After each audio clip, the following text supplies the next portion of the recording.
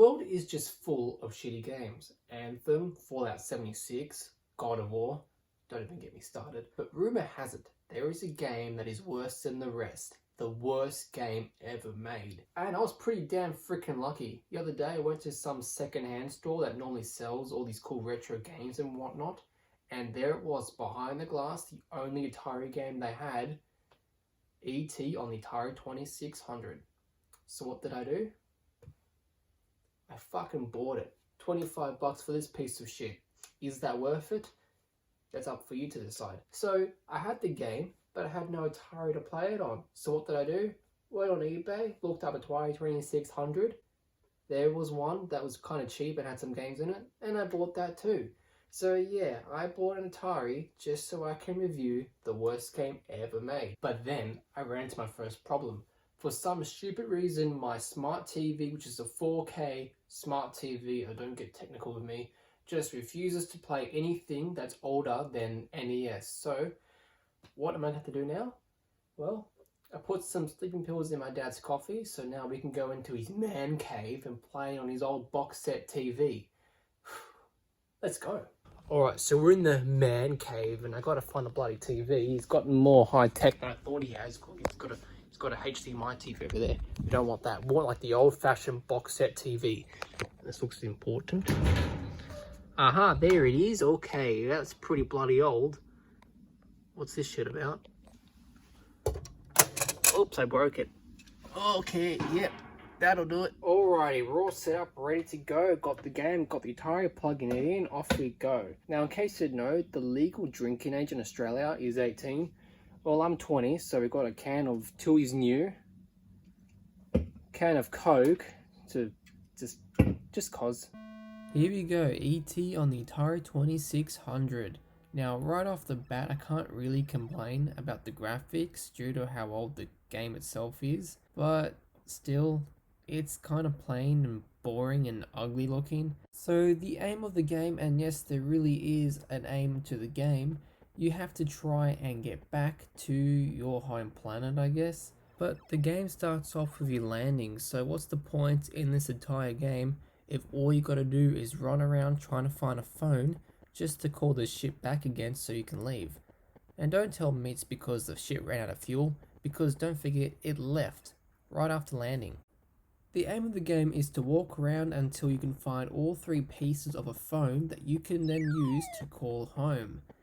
Yeah, I still don't get it. But if there's one thing this game is known for, is the infamous pits that you just keep on falling down. And yeah, it is as bad as they say they are. I think the only reason why people hate this game so much is just because they don't know how to play the game. I mean, it's not that bad, it's just I keep falling down these bloody pits and it pisses me off. All this running around drains your energy. You see the number on the bottom screen here? That is your health. Every time you move, do anything, your health goes down, and if it hits 0, you die. There are thankfully only 3 phone pieces, so that's pretty good, I guess.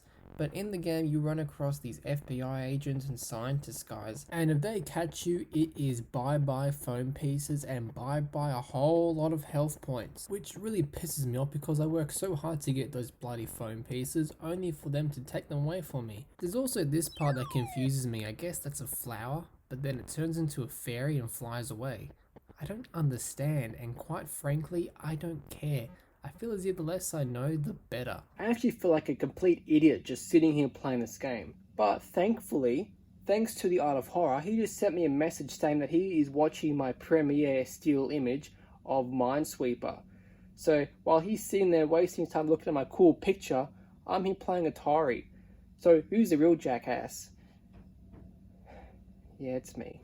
So, is that really all there is to E.T. on Atari? Well, yeah, all you do is you run around, get the phone pieces, get to the call zone, and call for your ship back, just so you can leave this damn planet. It's a nice goal and all, but it makes no bloody sense to me. So anyway, the game ends when you get all the phone pieces and make it back to the starting point, which I guess we can just call the landing zone, and you gotta find the specific spot on that zone that is called the call zone. Wait for the timer to go out, and yeah, that's apparently a timer. Then your ship will come down and take you back to the kid's house. Why?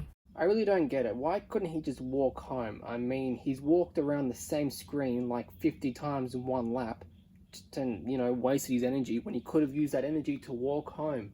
What an idiot. What an asshole. Elliot then gives you all your health back, and then you are off to the beginning of the game once again. So you can play this game again and again in an endless cycle of shitness.